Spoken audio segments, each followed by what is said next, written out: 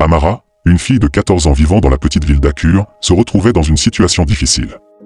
Les paroles de son père résonnaient dans son esprit, « Tu es trop jeune pour avoir un petit ami, concentre-toi sur toi-même et laisse les garçons de côté pour l'instant. » Mais Amara, poussée par la curiosité et ce qu'elle croyait être de l'amour, continuait à désobéir.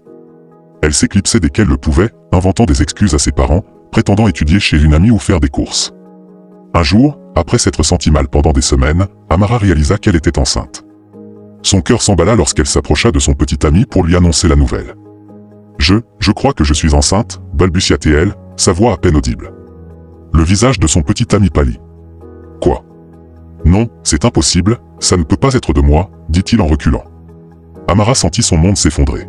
« Mais tu es le seul avec qui j'ai été », plaida-t-elle. « Je m'en fiche, je ne suis pas prêt pour ça. »« Ne dis à personne que c'est de moi », répondit-il froidement avant de s'éloigner, laissant Amara seule et effrayée pendant des semaines. Amara luttait pour garder son secret. Elle portait des vêtements amples et essayait d'agir normalement, mais la peur d'être découverte la rongeait. Chaque matin, elle se réveillait en redoutant le moment où ses parents découvriraient la vérité. Une nuit, alors qu'elle était allongée dans son lit, elle entendit ses parents discuter dans le salon. « Je m'inquiète pour Amara », disait sa mère. Elle agit étrangement ces derniers temps. « Peut-être qu'elle prend enfin ses études au sérieux », répondit son père. Il était temps qu'elle nous écoute et se concentre sur son avenir. Amara ressentit une vive culpabilité. Elle savait que ses parents avaient de grands espoirs pour elle, et maintenant, elle les avait déçus de la pire manière possible. La peur de décevoir ses parents, combinée à la terreur de devenir mère à un si jeune âge, la submergeait. Elle imaginait la correction qu'elle pourrait recevoir, la honte qu'elle apporterait à sa famille, et la possibilité d'être chassée de chez elle. « Que vais-je faire ?» se murmura-t-elle à elle-même, les larmes coulant sur son visage. Pendant des jours, Amara se débattit avec ses options. Elle envisagea de tout avouer à ses parents, espérant qu'ils pourraient comprendre, mais chaque fois qu'elle essayait d'en parler, son courage la quittait. Un après-midi, alors qu'elle rentrait de l'école, elle passa devant la gare routière. Elle s'arrêta, fixant les bus alignés, prêts à emmener les gens vers des lieux lointains. Une idée commença à germer dans son esprit. Cette nuit-là, Amara resta éveillée, l'esprit en ébullition. « Je ne peux pas rester ici », pensa-t-elle. « Je ne peux pas leur faire face. Je ne peux faire face à personne. » Le lendemain matin, après le départ de ses parents pour le travail, Amara prit sa décision. Les mains tremblantes, elle emballa quelques vêtements et l'argent qu'elle avait économisé. Alors qu'elle se tenait dans sa chambre pour la dernière fois, elle regarda autour d'elle, ses livres scolaires sur le bureau, les photos de ses amis sur le mur, l'ours en peluche qu'elle avait depuis son enfance assis sur son lit. Tout lui rappelait la vie qu'elle s'apprêtait à laisser derrière elle. Amara griffonna un mot rapide, « Je suis désolée. Je vous aime. Ne me cherchez pas. » Elle le laissa sur son lit, espérant que cela lui laisserait du temps avant qu'il ne commence à la chercher. Le cœur lourd, elle quitta la maison discrètement. Chaque pas vers la gare routière semblait lourd. Elle regardait constamment par-dessus son épaule, craignant que quelqu'un ne la reconnaisse et ne l'arrête. À la gare routière, Amara s'approcha du guichet. Sa voix trembla lorsqu'elle s'adressa à l'employé, « Un billet, s'il vous plaît, pour l'endroit où va le prochain bus. » L'employé la regarda avec curiosité, mais ne posa aucune question. « Le prochain bus va à Lagos, il part dans 10 minutes. » Amara acquiesça, remettant la majeure partie de son argent pour le billet. Pendant qu'elle attendait le bus, elle pensa à ses parents, qui allaient rentrer chez eux pour découvrir son absence. Elle imagina leur inquiétude, leur colère, leur déception. Mais dans son esprit, c'était la seule solution. Quand le bus arriva, Amara jeta un dernier regard à la ville qu'elle avait appelée maison pendant 14 ans. Les larmes lui montèrent aux yeux alors qu'elle montait dans le bus, sachant qu'elle laissait derrière elle tout ce qu'elle connaissait et aimait. Le bus démarra et Amara regarda par la fenêtre tandis qu'Akur s'éloignait peu à peu. Elle posa une main sur son ventre, ressentant le poids de sa décision et l'incertitude de son avenir. « Je suis désolée », murmura-t-elle à ses parents, à son enfant à naître, et à elle-même. Après plusieurs heures de route, le bus s'arrêta enfin dans un parc animé à Lagos. Amara descendit du bus, ses jambes vacillant après le long voyage. Elle regarda autour d'elle, émerveillée par le bruit, la foule et les immeubles imposants. C'était loin de sa petite ville d'Akur. « Où suis-je censé aller maintenant ?» murmura Amara, serrant fermement son petit sac. Elle avait dépensé ses derniers néras pour le billet de bus, ne lui laissant plus aucun argent ni idée de l'endroit où aller. La réalité de sa situation commença à s'imposer à elle, elle était seule, enceinte et perdue dans une grande ville qu'elle ne connaissait pas. Alors que le soleil commençait à se coucher, Amara erra dans les rues de Lagos. Son estomac gronda de faim, lui rappelant qu'elle n'avait pas mangé depuis le matin. Elle passa devant des marchands de nourriture, l'odeur de leurs produits faisant saliver, mais elle n'avait pas d'argent pour acheter quoi que ce soit. « Excusez-moi », essaya-t-elle de demander à un passant. « Savez-vous où je pourrais trouver un endroit bon marché pour rester ?» La personne la regarda à peine avant de s'éloigner rapidement, laissant Amara se sentir encore plus seule. Alors que la nuit tombait, la peur d'Amara grandit. Elle n'avait nulle part où dormir, et les rues devenaient de plus en plus intimidantes à chaque minute. Elle continua de marcher, ses pieds douloureux, espérant trouver un endroit sûr pour se reposer dans une partie plus calme de la ville. Amara aperçut une femme âgée en train de fermer ce qui semblait être une petite boutique. Désespérée et à la recherche d'aide, elle s'approcha de la femme. « Bonsoir, ma, dit Amara, sa voix tremblante. S'il vous plaît, je suis nouvelle ici et je suis perdue. Je ne trouve pas mon chemin, pourriez-vous, s'il vous plaît, me laisser dormir chez vous jusqu'à demain? Aidez-moi, s'il vous plaît. » La femme âgée la regarda avec surprise et méfiance. « Que veux-tu dire par perdu? Que fais-tu dans la rue à cette heure de la nuit? Où sont tes parents? Demanda-t-elle, sa voix à la fois inquiète et accusatrice. Se sentant acculée et désespérée, Amara décida de dire la vérité. Je me suis enfuie de chez moi, avoua-t-elle, les yeux remplis de larmes. Je suis enceinte et j'avais peur de le dire à mes parents. Je n'ai nulle part où aller. L'expression de la femme passa de la surprise à la déception. Tu es tombée enceinte à ton âge? Tu es déjà enceinte? Tu dois être une fille têtue, dit-elle en secouant la tête. Maintenant, va-t'en. Je ne peux pas t'aider. Le cœur d'Amara se serra. Elle avait espéré que la femme aurait pitié d'elle, mais au lieu de cela, elle se retrouva à nouveau rejetée. Les larmes coulant sur son visage, Amara s'éloigna, se sentant plus seule que jamais. Alors qu'elle continuait à errer sans but, l'épuisement commença à la submerger. Amara trouva un grand arbre dans un coin tranquille et s'assit, s'appuyant contre le tronc. Ses paupières devenaient lourdes et elle était sur le point de s'endormir quand elle entendit des pas approcher. Les yeux d'Amara s'ouvrirent brusquement et elle vit un groupe de jeunes hommes s'avancer vers elle. Leur voix forte et leur attitude agressive lui firent battre le cœur de peur. Sans réfléchir, elle sauta sur ses pieds et commença à courir. « Et, où tu vas » cria l'un des garçons, et à la grande horreur d'Amara, elle les entendit commencer à la poursuivre. Son corps de femme enceinte protestait tandis qu'elle courait aussi vite qu'elle le pouvait, son souffle devenant court. « S'il vous plaît, Dieu, aidez-moi » pria-t-elle silencieusement en se précipitant dans des rues inconnues, essayant de semer ses poursuivants. Après ce qui lui sembla des heures, mais qui ne dura probablement que quelques minutes, Amara n'entendait plus les garçons derrière elle. Elle ralentit, ses poumons brûlants et ses jambes tremblantes. Elle se retrouva dans une zone tranquille et partiellement développée de la ville. Alors qu'elle reprenait son souffle, les pensées d'Amara se tournèrent vers sa famille à Akure. Elle imaginait sa mère découvrant sa chambre vide, lisant le mot qu'elle avait laissé. Elle pouvait presque entendre la voix en colère de son père, les sanglots de sa mère. La culpabilité et le mal du pays l'envahirent. « Je suis désolée, maman. Je suis désolée, papa, murmura-t-elle dans la nuit, les larmes coulant maintenant librement.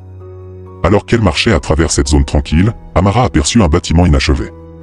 Ce n'était qu'une carcasse en béton sans fenêtre ni porte, mais cela offrait un peu d'abri contre les éléments et les regards indiscrets. Prudemment, elle s'approcha de la structure. « Il y a quelqu'un » appela-t-elle doucement, s'assurant que personne d'autre n'utilisait ce lieu comme abri. Ne recevant aucune réponse, elle entra. Le sol était dur et poussiéreux, mais pour le corps épuisé d'Amara, cela semblait être un luxe. Elle trouva un coin partiellement caché de l'entrée et s'installa, utilisant son petit sac comme oreiller. Alors qu'elle essayait de se mettre à l'aise, Amara posa une main sur son ventre. « Je suis désolée, petit bout » murmura-t-elle à son enfant à naître. « Je ne sais pas ce que nous allons faire, mais je trouverai une solution, je te le promets. » La nuit fut longue et inconfortable. Chaque bruit faisait sursauter Amara, craignant que quelqu'un n'ait découvert sa cachette. Mais alors que les premières lueurs de l'aube commençaient à filtrer dans le bâtiment inachevé, elle se sentit un peu plus en sécurité. Elle se rendit compte qu'elle avait survécu à sa première nuit à Lagos. En s'asseyant et en étirant ses muscles endoloris, Amara regarda autour d'elle son abri de fortune. Ce n'était pas grand-chose, mais pour l'instant, c'était le seul endroit qu'elle avait. « Je suppose que c'est ma maison maintenant » se dit-elle, sa voix mêlant résignation et détermination. Alors que la ville commençait à s'éveiller, Amara se prépara mentalement aux défis à venir. Elle n'avait ni argent, ni nourriture, ni plan, mais elle était vivante, et pour l'instant, cela devait suffire. Prenant une profonde inspiration, elle sortit du bâtiment, prête à affronter sa première journée entière dans cette ville étrange et écrasante. Au fil du temps, la grossesse d'Amara progressa rapidement. La vie à Lagos était incroyablement difficile pour elle. Chaque jour était une lutte pour trouver de la nourriture et rester en sécurité. Elle devait souvent mendier dans les rues, abordant des inconnus avec des yeux suppliants. « S'il vous plaît, pouvez-vous me donner un peu de nourriture » demandait-elle aux passants. Certains l'ignoraient, tandis que d'autres lui donnaient de petites portions ou quelques néras. Pour gagner un peu d'argent, Amara commença à laver des vêtements pour les gens du quartier. « Je peux laver vos vêtements pour vous » proposait-elle aux femmes qu'elle voyait dans les environs. « Je ferai du bon travail, je vous le promets. » Une femme, Madame Adabo, devint une cliente régulière. « Tu es une travailleuse acharnée, Amara, disait-elle en lui remettant un petit paiement. Mais tu ne devrais pas faire ça dans ton état. Amara se contentait de hocher la tête, reconnaissante pour le travail. Merci, ma, je n'ai pas le choix. Les mois passèrent ainsi, avec Amara survivant à peine. Puis, un soir, alors qu'elle était assise dans son abri de fortune, dans le bâtiment inachevé, elle ressentit une douleur vive. « Oh non » halta-t-elle en réalisant ce qui se passait. « Pas maintenant, s'il vous plaît, pas maintenant. » Mais le bébé arrivait, et Amara était complètement seule. Elle cria de douleur, ses cris résonnant dans la structure vide. « Aidez-moi. Quelqu'un, aidez-moi » hurla-t-elle, mais personne n'était là pour l'entendre. Pendant des heures, Amara poussa et pleura, la douleur étant au-delà de tout ce qu'elle avait jamais connu. « Je ne peux pas faire ça » sanglotait-elle, mais son corps continuait de travailler pour faire naître le bébé. Enfin, avec une dernière poussée agonisante, le bébé naquit. Amara, épuisée et sous le choc, fixa le petit bébé qui pleurait. « Bonjour, mon petit » murmura-t-elle, des larmes coulant sur son visage. De ses mains tremblantes, elle nettoya le bébé du mieux qu'elle put avec le linge le plus propre qu'elle avait. En tenant son enfant, un garçon, Amara fut envahie par un mélange d'amour et de désespoir. Elle savait qu'elle ne pouvait pas subvenir à ses besoins. Elle n'avait ni argent, ni maison, ni moyen de le garder en bonne santé et en sécurité. « Qu'est-ce que je vais faire de toi » demanda-t-elle au bébé, qui s'était calmé et la regardait avec des yeux encore flous. « Je veux te garder, mais je ne peux pas. Je suis tellement désolée. » Amara passa la nuit à tenir son fils, essayant de le nourrir et de le garder au chaud. Mais lorsque le soleil se leva, elle savait qu'elle devait prendre une décision difficile. Elle ne pouvait pas garder le bébé avec elle, ce serait une sentence de mort pour eux deux. Une idée germa dans son esprit, un moyen de donner à son fils une chance de vivre. Cela lui brisait le cœur, mais elle savait que c'était la seule solution. « Je dois être forte » se dit-elle, « pour toi, mon petit, pour toi. » Elle regarda son visage minuscule, le cœur lourd de la décision qu'elle était sur le point de prendre. Des larmes coulant sur ses joues, elle lui parla doucement. « Mon doux bébé » murmura Amara, sa voix tremblante, « s'il te plaît, pardonne-moi pour ce que je vais faire. Je sais que tu ne comprendras pas, mais je suis tellement désolé. C'est le seul moyen que j'ai pour te donner une chance de vivre mieux. Je veux que tu saches que je t'aime tellement. » Le bébé gazouilla doucement, inconscient du tourment de sa mère.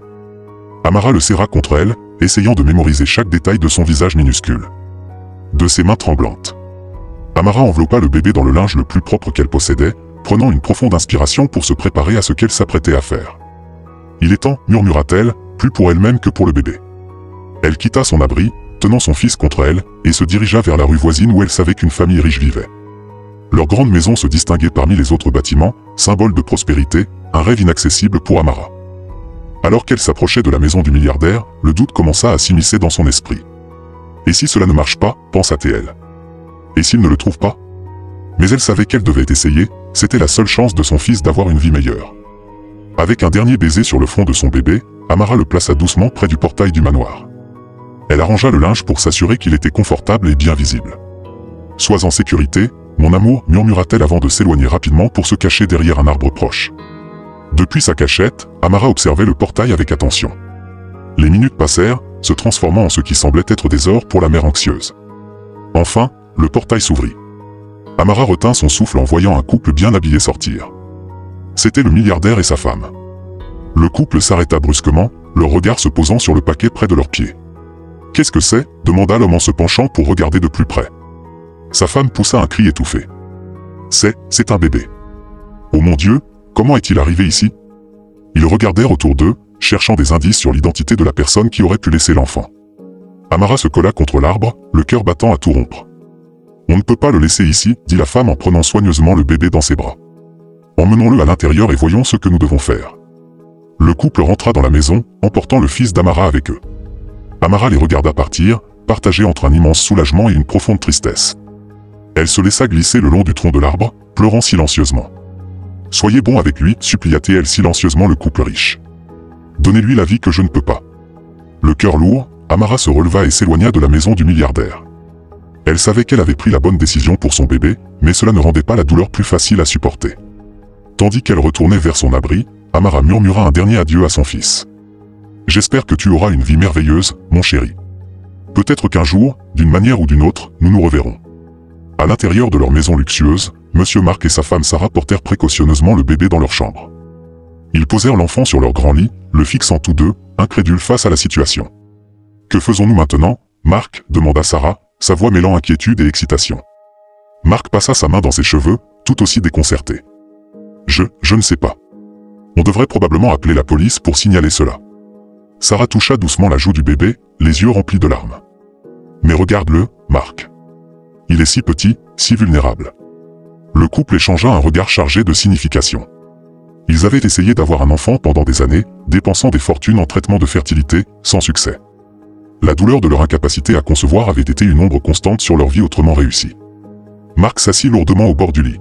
« Tu sais, Sarah, peut-être que ce n'est pas une coïncidence. Nous avons prié si longtemps pour avoir un enfant. » Sarah hocha la tête, l'espoir fleurissant dans son cœur.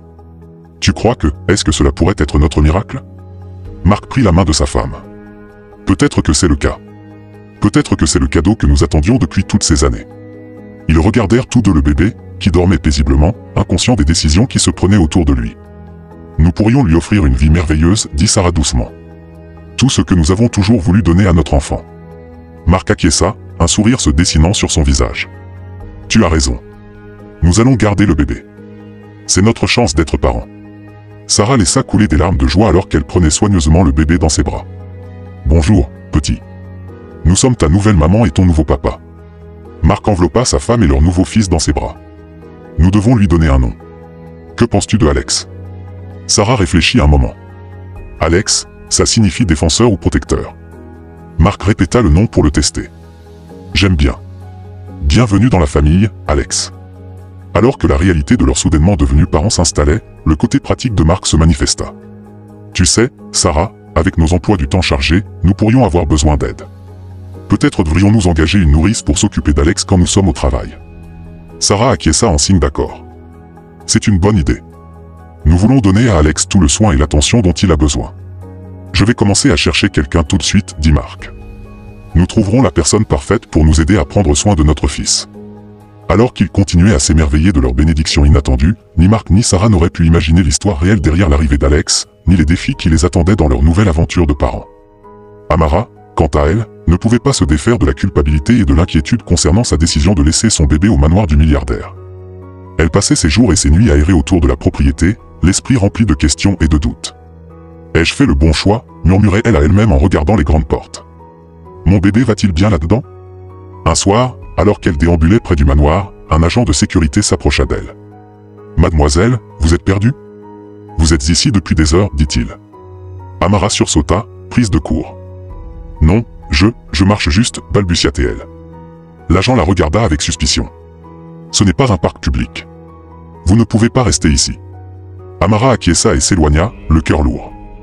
Elle trouva un banc à proximité et s'assit, des larmes coulant sur son visage. « Je suis désolée, mon bébé, murmura-t-elle. J'espère que tu es heureux là-dedans. » Le sommeil devint un luxe pour Amara.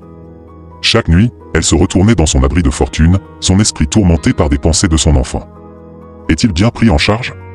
Est-ce qu'il me manque? Se demandait-elle dans l'obscurité, sans réponse.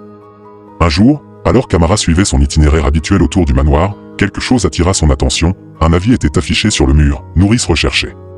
Son cœur s'accéléra en lisant l'annonce. « C'est peut-être ma chance de revoir mon bébé, murmura-t-elle. Amara resta là, fixant la vis, son esprit en ébullition.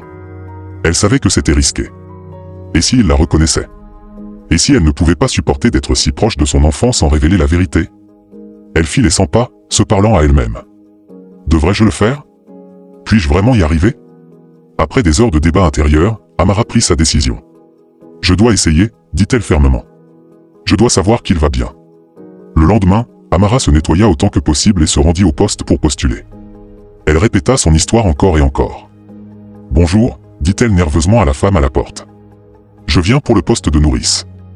À la grande surprise d'Amara, elle fut immédiatement invitée à entrer. Elle se retrouva bientôt face à Monsieur Marc et à sa femme.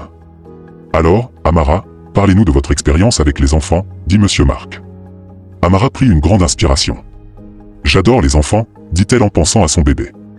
J'ai aidé à élever mes frères et sœurs plus jeunes et mes cousins. Madame Marc sourit. C'est merveilleux. Comment gérez-vous les situations difficiles avec les enfants? Avec patience et compréhension, répondit Amara, sa voix maintenant plus assurée. L'entretien continua et, à la grande surprise d'Amara, se termina avec Monsieur Marc lui proposant le poste. Eh bien, Amara, nous aimerions vous offrir le poste. Pouvez-vous commencer demain? Amara hocha la tête, à peine capable de parler, alors qu'elle quittait le manoir. Un mélange d'excitation et de peur l'envahit. Elle allait revoir son bébé, mais à quel prix? Amara commença son travail de nourrice dans la maison des milliardaires. Son cœur battait la chamade chaque fois qu'elle voyait Alex. Elle devait se rappeler constamment de ne pas montrer trop d'émotion. « Bonjour, Alex », disait-elle doucement chaque jour, luttant contre l'envie de le prendre dans ses bras et de ne jamais le lâcher. Madame Mark remarqua la douceur d'Amara avec le bébé. « Vous êtes tellement gentille avec lui, Amara », dit-elle un jour. « Il semble vraiment vous apprécier. » Amara sourit nerveusement. « Merci, madame. C'est un bébé merveilleux. » Quand la famille était absente, Amara prenait Alex dans ses bras, lui murmurant « Mon doux petit, je suis ta maman. J'aimerais pouvoir te le dire. » Elle allait le nourrir au sein pendant ces moments, chérissant ce lien. « C'est notre secret, d'accord », disait-elle avec des larmes dans les yeux. Au fil des semaines, Alex commença à montrer une forte préférence pour Amara. Il pleurait quand elle quittait la pièce et se calmait instantanément dans ses bras. Monsieur Mark fit un commentaire un soir. « C'est incroyable à quel point Alex est attaché à vous, Amara. Vous devez avoir un don particulier. »« Oh, je fais juste de mon mieux, monsieur, » répondit Amara, le cœur battant. Madame Mark ajouta, « Nous sommes tellement chanceux de vous avoir trouvé. Alex vous aime clairement. » Amara hocha la tête, incapable de parler à cause de la boule dans sa gorge. Elle était reconnaissante pour ce temps passé avec son fils, mais le secret devenait chaque jour plus difficile à supporter. Ce soir-là, alors qu'elle mettait Alex au lit, elle lui murmura, « Je t'aime tellement, mon petit. Plus que tu ne pourras jamais le savoir. » Un après-midi ensoleillé, Monsieur Mark et Sarah étaient assis sur leur terrasse, profitant du beau temps. Ils regardaient Amara jouer avec Alex sur une couverture étendue sur la pelouse. Sarah se tourna vers son mari, une légère moue sur le visage. « Chérie, je ne sais pas, mais as-tu remarqué à quel point cette nourrice est attachée à Alex ?» Mark hocha la tête, les yeux rivés sur Amara et le bébé. « Je voulais justement en parler, ma chérie. Nous l'avons engagée pour s'occuper d'Alex, mais elle semble presque trop attachée à lui. C'est un peu inhabituel, tu ne trouves pas ?» Ils regardèrent Amara chatouiller Alex, le faisant rire aux éclats. Le son des rires du bébé remplissait l'air. « Regarde comme elle le regarde, » poursuivit Mark. « C'est presque, je ne sais pas. J'espère qu'elle va bien. » Sarah soupira, son expression s'adoucissant. « Peut-être que nous en faisons trop. Elle pourrait simplement être une nourrice très dévouée. Certaines personnes sont naturellement douées avec les enfants. » Mark acquiesça mais restait préoccupé. « Mais trouves-tu pas étrange à quelle vitesse Alex s'est attaché à elle ? Il pleure quand elle n'est pas là. » Sarah tendit la main et caressa celle de son mari. « Je comprends tes inquiétudes, mais ne nous faisons pas trop de soucis. Elle prend très bien soin d'Alex, et c'est ce qui importe le plus. » Ils se turent un moment en regardant Amara bercer doucement Alex, qui commençait à paraître endormi. « Tu as raison, » finit par dire Mark. « Elle essaie probablement juste d'être une nourrice aimante. Tant qu'Alex est heureux et bien soigné, nous ne devrions pas nous en plaindre. » Sarah hocha la tête en souriant en voyant Alex bâiller dans les bras d'Amara. « Exactement. Soyons reconnaissants d'avoir trouvé quelqu'un qui se soucie de notre fils avec autant de dévouement. » Amara rangeait les jouets d'Alex dans le jardin lorsqu'elle remarqua Monsieur Mark et Sarah discuter sur la terrasse. Elle ne pouvait pas entendre clairement leurs paroles, mais leur regard fréquent dans sa direction la rendait mal à l'aise. Feignant d'être occupée, elle s'approcha, essayant de capter leur conversation. En ramassant un animal en peluche, elle entendit la voix de Sarah. Cette nourrice est tellement attachée à Alex. Le cœur d'Amara se mit à battre plus vite. Elle se baissa, faisant semblant de nouer ses lacets, écoutant attentivement. La réponse de Mark lui glacia le sang. Trop attachée au bébé. Oh non, pensa Amara, la main tremblante légèrement en plaçant le jouet dans le panier. Elle saisissait des fragments supplémentaires de leur conversation, chaque mot augmentant son anxiété.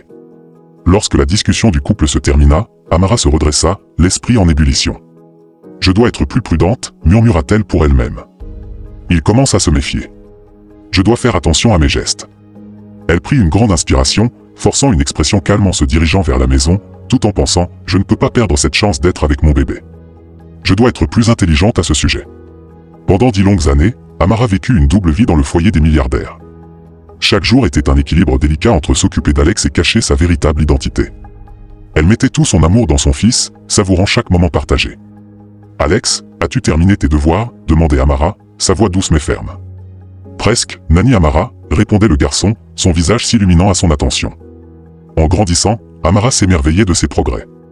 Elle le voyait apprendre à marcher, à parler, et finalement exceller dans ses études. Chaque étape était pour elle un mélange douloureux de fierté et de tristesse. Un soir, alors qu'elle le bordait dans son lit, Alex, âgé de 9 ans, lui demanda « Nani Amara, pourquoi as-tu toujours l'air triste quand tu penses que je ne te vois pas ?» Le cœur d'Amara manqua un battement. « Oh Alex, je ne suis pas triste, je réfléchis juste parfois, » répondit-elle en forçant un sourire. « Nani, puis-je te dire un secret ?» murmura Alex un jour. Le cœur d'Amara battait la chamade. Bien sûr, Alex, tu peux tout me dire. Tu es ma personne préférée au monde, dit-il en la serrant dans ses bras. Amara retint ses larmes. Oh Alex, tu es aussi très spécial pour moi. Monsieur Mark se vantait souvent des réussites d'Alex. As-tu vu les derniers résultats d'Alex, disait-il à Sarah. Il est encore en tête de sa classe. C'est un garçon si intelligent. Sarah acquiesçait en souriant avec fierté. Amara écoutait ces conversations, le cœur gonflé de fierté mais douloureux à cause du secret qu'elle portait. Elle pensait pour elle-même, c'est mon garçon, mon brillant et magnifique garçon. Durant les moments de calme, Amara se permettait parfois d'imaginer une vie différente. Astérisque et si je l'avais gardé, astérisque se demandait-elle. Mais elle regardait alors autour d'elle, à la maison luxueuse et aux opportunités dont bénéficiait Alex, et se rappelait pourquoi elle avait fait ce choix. Nani Amara, peux-tu m'aider avec ce problème de mathématiques, appelait Alex, l'attirant de ses pensées. Bien sûr, Alex, répondait-elle, reconnaissante d'avoir une nouvelle occasion de se rapprocher de son fils. Résolvons-le ensemble.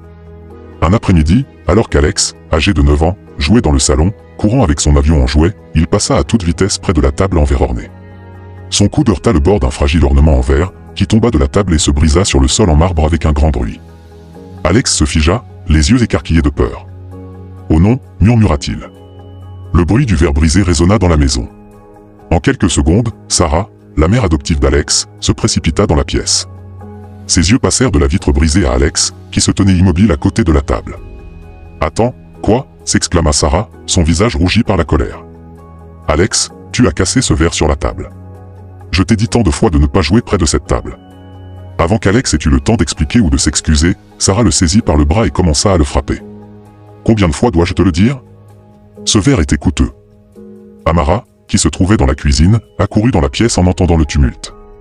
Son cœur se brisa en voyant Sarah punir Alex. Elle devait faire preuve de toute sa maîtrise pour ne pas intervenir. Elle serra les poings, luttant contre l'envie de protéger son fils. Après la correction, Alex courut dans sa chambre en sanglotant. Sarah, toujours furieuse, regagna sa chambre sans un mot pour Amara. Amara attendit quelques minutes, puis frappa doucement à la porte d'Alex. « Alex, puis-je entrer ?»« Oui » étouffé résonna de l'intérieur. Amara entra pour trouver Alex replié sur son lit, le visage strié de larmes. Elle s'assit à ses côtés et lui caressa doucement le dos.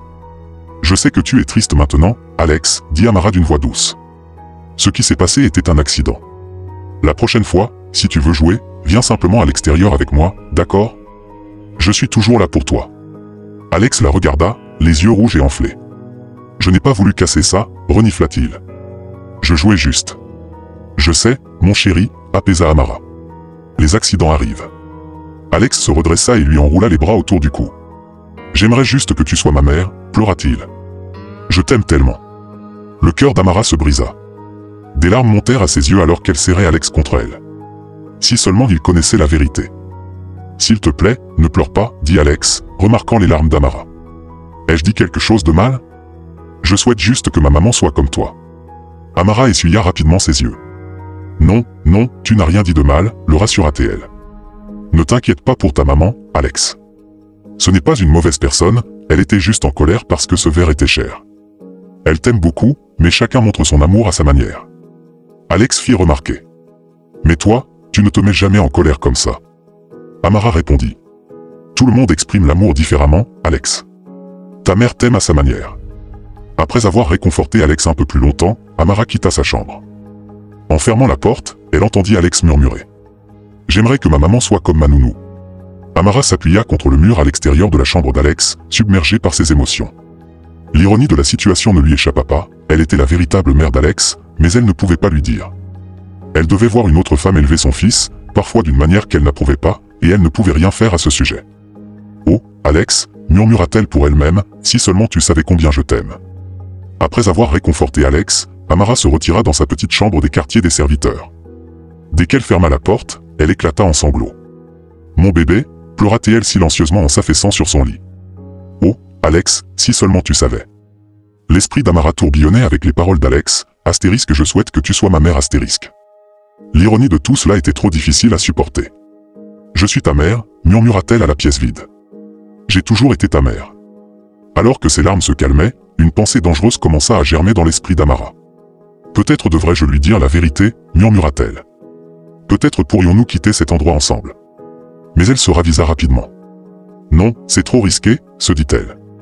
Et s'il ne me croit pas ? Et s'ils emportent Alex? Amara parcourait sa petite chambre, déchirée entre son désir de revendiquer son fils et la réalité de leur situation. Il doit y avoir un moyen, dit-elle. Je dois juste le trouver. Après cette journée émotionnelle, Amara ne pouvait se défaire de l'idée de révéler la vérité à Alex. Elle passait ses nuits à se retourner dans son lit, imaginant différents scénarios. Je pourrais simplement lui dire tout de suite, murmura-t-elle une nuit. Mais non, il est trop jeune, il pourrait ne pas comprendre. Pendant la journée, elle observait Alex de près, notant sa tristesse croissante. Un après-midi, elle le trouva fixant la fenêtre au lieu de faire ses devoirs. « Alex, chéri, tu es censé étudier, non ?» demanda-t-elle doucement. Alex soupira. « À quoi bon ? Maman et papa ne sont jamais là pour voir mes notes de toute façon. » Le cœur d'Amara se serra. « Ils sont juste occupés par le travail, Alex. Ils tiennent toujours à toi. Mais toi, tu es toujours là, » dit Alex en la regardant avec des yeux tristes. « Pourquoi ne peuvent-ils pas être plus comme toi ?» Amara déglutit avec difficulté, luttant contre les larmes. « Chacun a des responsabilités différentes, Alex. Tes parents t'aiment beaucoup. » Alors qu'Alex se retournait vers la fenêtre, Amara pensa. « Oh, mon doux garçon, si seulement je pouvais te dire toute la vérité. » Quelques jours plus tard, la vie d'Alex était devenue un cauchemar. Autrefois connu pour son intelligence et ses performances académiques, le garçon populaire et brillant se trouvait maintenant en difficulté. Ses notes avaient chuté dramatiquement, passant de la première place à l'avant-dernière de sa classe. À la maison, la situation était tout aussi désastreuse. Son père le grondait, le visage rouge de colère. « Qu'est-ce qui ne va pas avec toi, Alex ? Comment as-tu pu laisser tes notes tomber comme ça ?» hurlait-il en agitant le bulletin scolaire d'Alex en l'air. Sa mère n'était pas meilleure. Elle criait et l'insultait, ses mots étant profondément blessants. « Essaies-tu de nous embarrasser ? Tu étais tellement intelligent avant. Que s'est-il passé avec notre fils brillant ?» disait-elle, sa voix débordant de déception. Aucun d'eux ne semblait se soucier de ce qui pouvait troubler leur fils unique. Ils ne prenaient pas le temps de s'asseoir avec Alex pour lui demander s'il avait un problème ou s'il avait besoin d'aide. Leurs emplois du temps chargés et leurs attentes élevées ne laissaient aucune place à la compréhension ou à la compassion. Les critiques constantes et le manque de soutien à la maison pesaient lourdement sur Alex.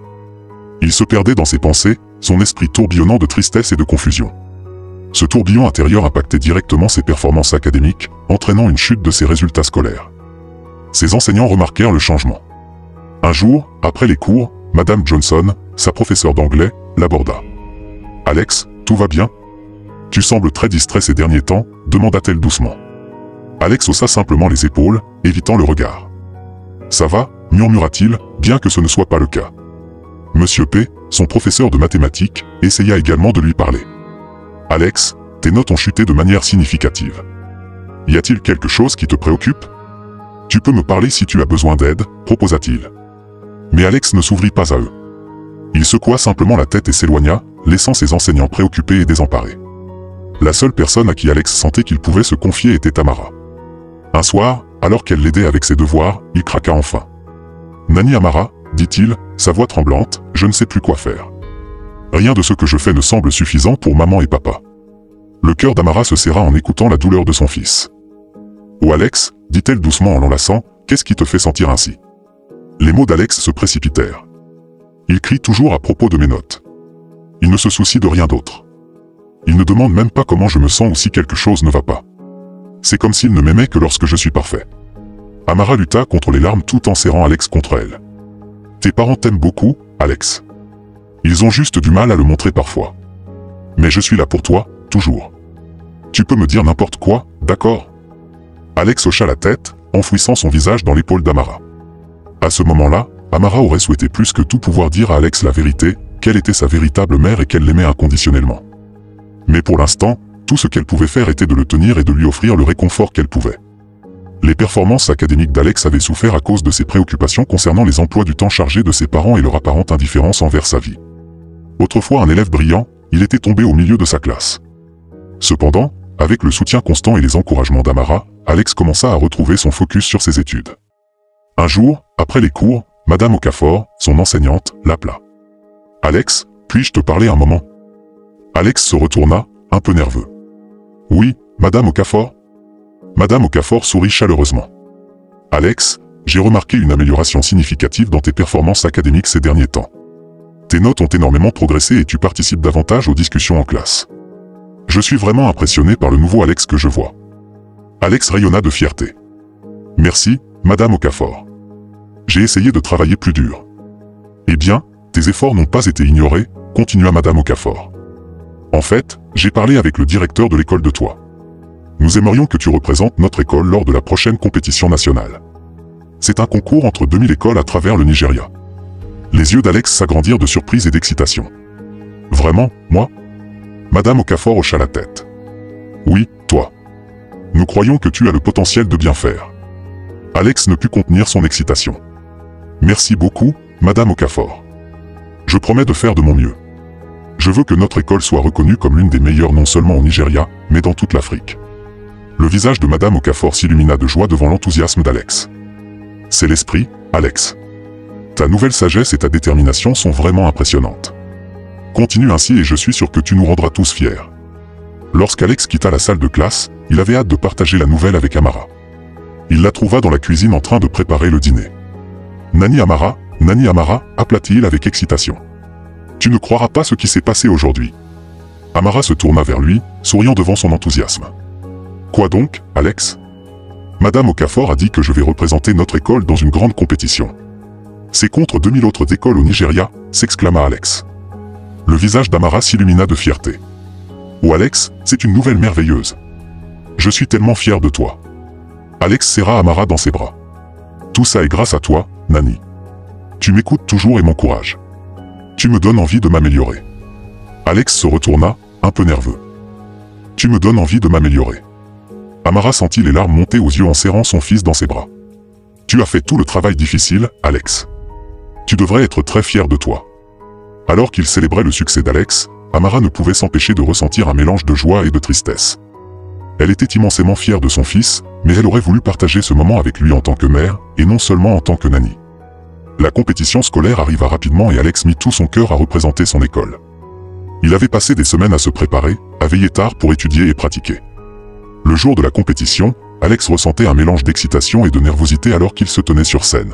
« Tu peux le faire, Alex », se murmura-t-il en prenant une grande inspiration avant de commencer sa présentation. Son travail acharné paya, la performance d'Alex fut remarquable, impressionnant à la fois les juges et le public. Lorsque les résultats furent annoncés, l'école d'Alex fut déclarée gagnante, reconnue comme l'une des meilleures de la région. Et le gagnant est Alex de l'école Saint-Maries, annonça la voix de l'orateur dans les haut-parleurs. Toute l'audience éclata en acclamations. Les camarades d'Alex se précipitèrent pour le féliciter, le tapotant dans le dos et lançant des mots d'éloge. « Tu l'as fait, Alex » s'exclama son meilleur ami Tom. « Tu étais génial là-haut. » La performance exceptionnelle d'Alex attira l'attention des fonctionnaires présents à l'événement. Le gouverneur, impressionné par le brillant et courageux Alex, prit une décision sur le champ. « Ce jeune homme représente le meilleur de notre État », annonça le gouverneur. « Je suis fier d'attribuer à Alex un prix de 20 millions de Naira pour sa performance exceptionnelle. » La foule émit un murmure d'étonnement face au montant. Alex resta là, stupéfait, incapable de croire ce qu'il venait d'entendre. Plus tard dans la journée, le directeur de l'école appela Alex dans son bureau. Il lui remit une lettre, le visage rayonnant de fierté. « Alex, assure-toi de donner cela à tes parents, » dit le directeur, sa voix remplie d'excitation. « Tu es un enfant brillant. Le gouverneur de notre État a confirmé un prix en espèces de 20 millions de Naira pour toi. Tes parents le recevront la semaine prochaine. » Alex prit la lettre avec des mains tremblantes. « Merci, monsieur », réussit-il à dire, encore sous le choc des événements de la journée. Quand Alex rentra chez lui, il trouva Sarah assise sur le canapé en train de défiler sur son téléphone. Il s'approcha d'elle, le cœur battant d'excitation à l'idée de partager la nouvelle. « Bonsoir, maman », salua Alex, essayant de garder une voix stable. Sarah leva les yeux de son téléphone. « Oh, mon petit garçon, comment ça va? Comment se passe l'école? J'espère que tu n'as eu de problème avec personne, demanda-t-elle, son ton plus distrait qu'inquiet. J'ai entendu ta mère crier. Alex, quelle est la bonne nouvelle? Demanda Amara, la voix pleine de préoccupation et d'intérêt. Alex regarda Amara, trouvant du réconfort dans sa présence. Mon professeur m'a donné un prix pour mes parents, expliqua-t-il. Il m'a dit que j'avais gagné pour avoir bien performé à la compétition scolaire. Les yeux d'Amara s'illuminèrent de fierté. C'est génial. Je te fais confiance. Maintenant, dis-moi exactement ce qu'est ce prix, l'encouragea-t-elle en s'asseyant à côté d'Alex sur le lit. Alex prit une profonde respiration avant de répondre. Mon professeur m'a dit que j'avais gagné un prix de 20 millions de Naira, sponsorisé par le gouverneur de notre État, révéla-t-il, à peine croyant lui-même. La mâchoire d'Amara se décrocha.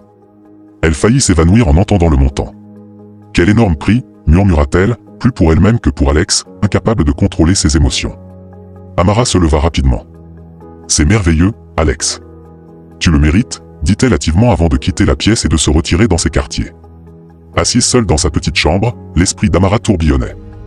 Alex a gagné un prix de 20 millions de Naira, mon fils, pensa-t-elle, le cœur gonflé de fierté et de douleur. Alors cette famille de milliardaires va récupérer tout cet argent gagné par mon fils?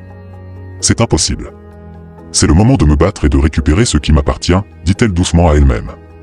L'idée de révéler sa véritable identité en tant que mère biologique d'Alex envahissait ses pensées. Elle faisait les 100 pas dans le petit espace, pesant le pour et le contre. Ce sera difficile, murmura-t-elle, mais avec cet argent, nos vies pourraient changer pour toujours. Nous pourrions avoir un nouveau départ, juste Alex et moi. Amara s'arrêta de marcher, sa résolution se renforçant. Peu importe ce qui arrive, je récupérerai Alex en tant que mon fils. Je suis sa vraie mère. Je l'ai porté pendant 9 mois, déclara-t-elle à la pièce vide. Prenant une profonde inspiration, Amara quitta sa chambre et retourna vers la porte d'Alex. Ses mains tremblaient alors qu'elle frappait doucement. « Entrez !» appela la voix d'Alex. Amara entra dans la pièce, le cœur battant. Alex était assis à son bureau, travaillant sur des devoirs. Amara se tenait là, figée. Les mots qu'elle avait répétés dans sa tête refusaient de sortir. Plus elle essayait de parler, plus elle se sentait effrayée. « Alex » réussit-elle finalement à dire, sa voix tremblante, « S'il te plaît, il y a quelque chose que je veux te dire. » Alex posa son stylo et se tourna complètement vers Amara, la préoccupation inscrite sur son jeune visage. « Qu'est-ce que c'est, Nani ? Tu peux tout me dire ?» dit-il, sa voix pleine de confiance et d'affection. Amara prit une profonde respiration, sachant que ce qu'elle s'apprêtait à dire allait tout changer. La vérité qu'elle avait gardée cachée si longtemps était sur le point d'émerger, et il n'y avait pas de retour en arrière. Si vous êtes impatient de découvrir comment cette histoire se déroule, veuillez vous abonner et laissez-nous un commentaire ci-dessous. Tapez « Continuez » si vous voulez voir l'épisode 2. Vos retours aideront à façonner les vidéos futures de cette chaîne. Mettez vos drapeaux en commentaire. La voix d'Amara tremblait alors qu'elle parlait, ses mains tremblaient légèrement tandis qu'elle s'approchait du garçon. « Il y a quelque chose d'important que je dois te dire. S'il te plaît, ne sois pas en colère contre moi. J'ai gardé ce secret pendant longtemps et je suis désolé. » Alex leva les yeux de ses devoirs, la confusion se lisant clairement sur son visage. Il se leva et s'approcha d'Amara, l'inquiétude visible dans ses yeux. « Nani Amara, qu'est-ce qui ne va pas? De quel secret parles-tu » Amara prit une profonde inspiration, son cœur battant dans sa poitrine. « Alex, ce n'est pas facile à dire. Je suis ta vraie mère. Tu es mon fils. » Des larmes commencèrent à couler sur les joues d'Amara alors qu'elle regardait le visage d'Alex passer de la confusion à l'incrédulité. La pièce devint silencieuse, le seul bruit étant les sanglots discrets d'Amara.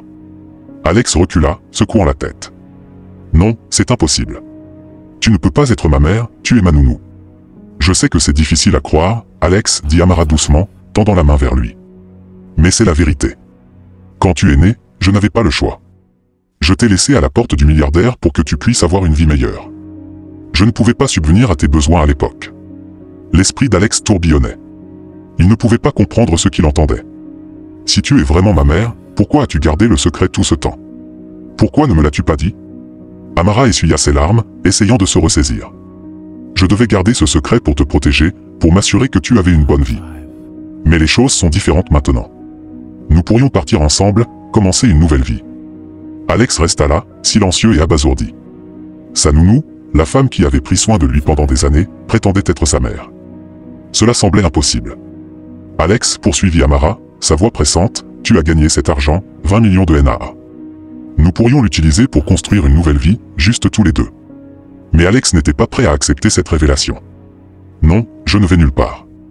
Comment puis-je savoir que tu dis la vérité? Comment puis-je croire que tu es vraiment ma mère ?» Amara le supplia, sa voix pleine de désespoir. « Alex, s'il te plaît, nous n'avons pas beaucoup de temps. Nous devons partir avant qu'il ne soit trop tard. Nous pouvons aller à ton école, réclamer l'argent du prix et repartir à zéro. » Alors qu'Amara continuait à expliquer, partageant des détails du passé, Alex commença à apercevoir la vérité dans ses paroles, l'amour qu'elle lui avait toujours montré, le lien spécial qu'ils partageaient. Tout commençait à avoir du sens. Mais même s'il commençait à accepter qu'Amara pouvait réellement être sa mère, une nouvelle inquiétude se forma dans son esprit. « Mais comment allons-nous partir ?» demanda-t-il d'une voix à peine audible. « Comment allons-nous nous échapper d'ici ?» Ils savaient tous les deux que s'échapper ne serait pas facile. « Comment allons-nous passer la porte ?» chuchota Alex. « Les gardes sont toujours là. »« Je sais, Alex. Ça va être compliqué. Nous devons être patients et prudents. » Il se retrouvait souvent à fixer les hauts murs et les gardes vigilants, se sentant piégés. Le gardien était particulièrement vigilant, ne quittant jamais son poste. Peut-être que nous pourrions nous faufiler la nuit, suggéra Alex avec espoir. C'est trop risqué, répondit Amara. Les caméras de sécurité sont toujours allumées et les gardes de nuit effectuent des patrouilles régulières.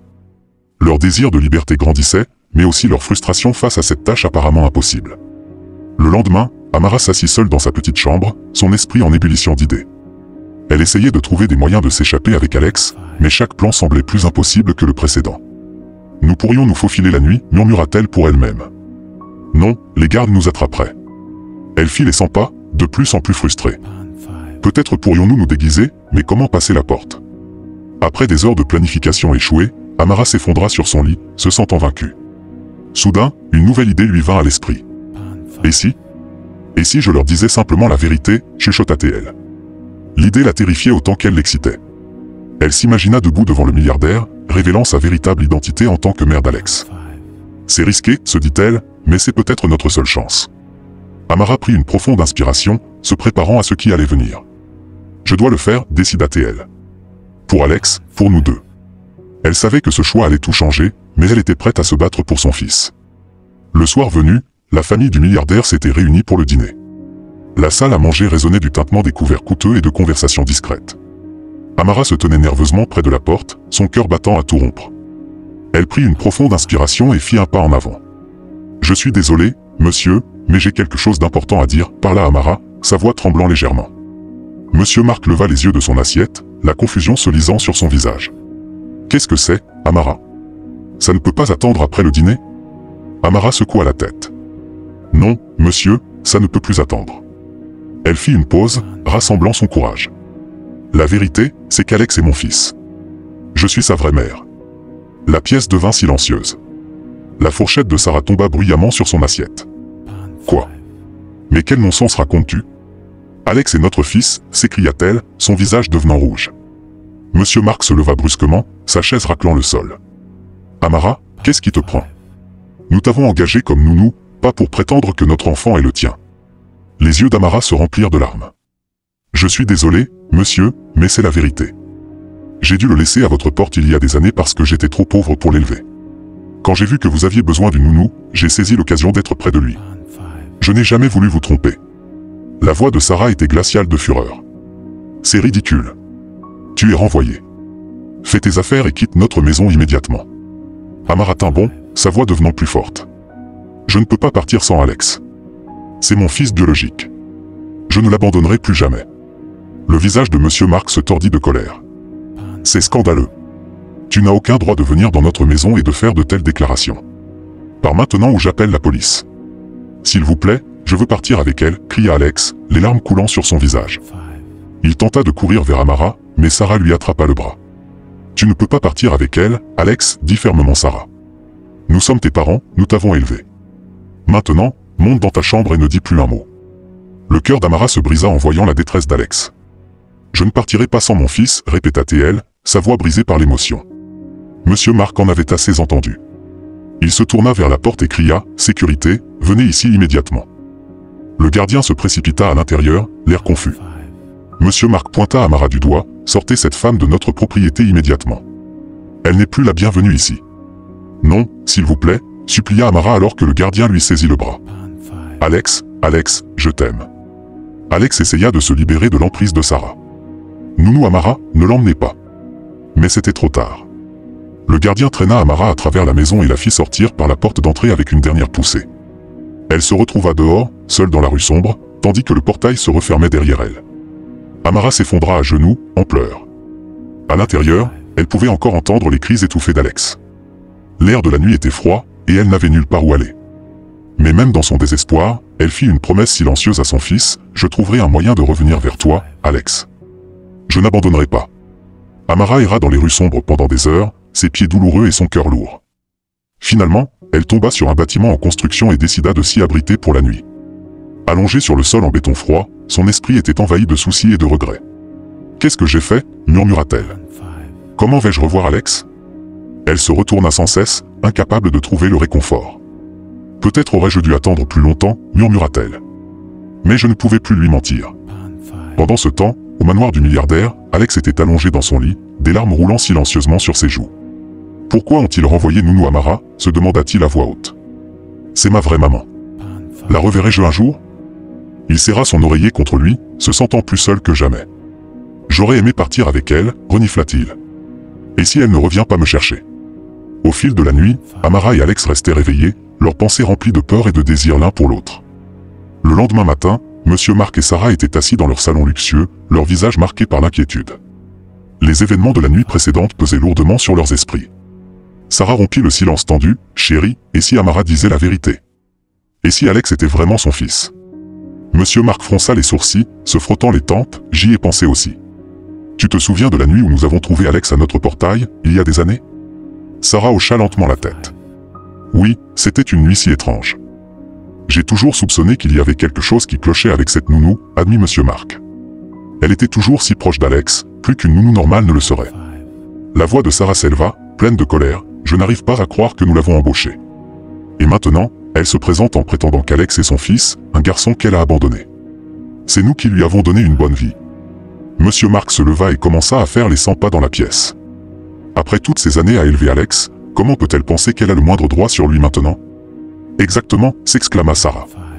Elle est pauvre, elle n'a pas de ressources. C'est nous qui avons tout fourni pour Alex. Elle ne peut pas simplement débarquer et nous l'enlever. Sans qu'il ne le sache, Alex se tenait juste à l'extérieur de la pièce, écoutant chaque mot. Ses petites mains se serrèrent en poing alors qu'il réalisait la vérité des paroles d'Amara. Plus tard dans la journée, Monsieur Mark remarqua le changement de comportement d'Alex. « Alex, viens ici. Pourquoi ne manges-tu pas ton dîner ?» Alex le fixa avec colère et repoussa son assiette. « Je n'ai pas faim. » Sarah tenta d'intervenir. « Alex, mon chéri, qu'est-ce qui ne va pas? Tu adores ce plat. Arrêtez de faire semblant de vous en soucier, cria Alex, surprenant les deux adultes. Vous n'êtes pas mes vrais parents. Le visage de Monsieur Mark se durcit. Alex, ce n'est pas une façon de nous parler. Monte dans ta chambre, maintenant. Alors qu'Alex partait en trombe, Sarah se tourna vers son mari, la voix tremblante. Que va-t-on faire? Il n'a jamais agi ainsi auparavant. Monsieur Mark soupira profondément. Il va falloir être patient. Il est confus en ce moment, mais nous sommes ses parents, quoi qu'Amara dise. Il finira par comprendre. Mais au fil des jours, le comportement d'Alex ne fit qu'empirer. Il refusait de manger, parlait à peine et passait la plupart de son temps seul dans sa chambre. Sarah et Monsieur Mark échangèrent des regards inquiets. Ils étaient en train de perdre l'enfant qu'ils avaient élevé comme le leur, et ils ne savaient pas comment y remédier. Amara était assise sur le trottoir, la tête entre les mains. « Comment puis-je me battre contre des gens riches comme eux ?» murmura-t-elle pour elle-même. « Je ne suis qu'une femme pauvre, mais je ne peux pas abandonner mon fils. » Des larmes coulaient sur son visage alors qu'elle sanglotait ouvertement dans la rue. Un homme qui passait par là remarqua sa détresse et s'approcha prudemment. « Excusez-moi, madame, dit-il doucement, tout va bien. Pourquoi pleurez-vous ici sous cette chaleur ?» Amara leva les yeux en essuyant ses larmes. « C'est un problème trop grand pour que vous puissiez m'aider. » L'homme s'assit à côté d'elle. « Parfois, parler de nos problèmes peut aider. Pourquoi ne pas me raconter ce qui ne va pas? Peut-être que je pourrais vous donner un conseil ou vous apporter mon aide. » Amara hésita, puis soupira. « C'est une longue histoire, mais elle concerne mon fils. Il m'a été pris par une famille riche. » L'homme écouta attentivement tandis qu'Amara commençait à lui raconter son histoire, lui offrant une oreille compatissante en ce moment de désespoir. Amara prit une profonde inspiration et commença à raconter son histoire à l'inconnu. « Tout a commencé il y a des années, quand j'étais jeune et pauvre. J'ai eu un petit garçon, mais je ne pouvais pas m'occuper de lui. Alors je l'ai laissé à la porte d'une famille riche, espérant qu'il lui offrirait une meilleure vie. » L'homme hocha la tête, l'encourageant à continuer. « Récemment, j'ai trouvé un emploi de nounou pour cette même famille. Je ne savais pas que c'était mon fils au début, mais quand je l'ai réalisé, je ne pouvais plus garder le secret. Je leur ai dit la vérité et ils m'ont renvoyé. Maintenant, ils me privent de mon fils. » Amara termina son récit, la voix brisée. « S'il vous plaît, je vous en supplie, je veux juste récupérer mon fils. Il n'est pas heureux avec eux, je le sais dans mon cœur. » L'expression de l'homme s'adoucit. « Je comprends votre douleur, mais pleurer ne résoudra rien. Vous devez être forte pour votre fils. Je pense que je pourrais vous aider, mais je dois être certain que vous dites la vérité. Êtes-vous vraiment la mère du garçon ?» Amara hocha la tête avec vigueur. « Oui, je le jure. Je peux le prouver si besoin. » L'homme se présenta sous le nom de Monsieur Tony, un avocat. « Votre situation me touche, Amara. Je veux vous aider. » Les yeux d'Amara s'illuminèrent d'espoir. « Vraiment? Vous feriez cela pour moi ?» Monsieur Tony sourit gentiment. « Oui, mais d'abord, trouvons un endroit sûr où vous pourrez rester. Vous ne pouvez pas continuer à dormir dans la rue. » Il aida Amara à trouver un petit appartement abordable. Ce n'est pas grand-chose, dit-il, mais c'est un début. Vous serez en sécurité ici pendant que nous réfléchissons à la suite. Amara regarda autour d'elle dans la petite pièce, des larmes de gratitude dans les yeux.